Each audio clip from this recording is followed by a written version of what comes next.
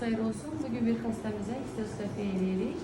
Histeroskopiya uşaqlığın içərisinin vizual olaraq görünməsidir kamera ilə. Ekranı göstərərək. Deməli, xanım daha öncə kesir əməliyyatı olub, yəni əməliyyatla uşaq dünyaya gətiribdir. Əməliyyat sırasında miyomu da olduğu üçün xanıma miyom götürərək və dərin işlər atılıb və uşaqlıq içərisində yapışıqlıqdır. İlk evladından sonra evladı olmur.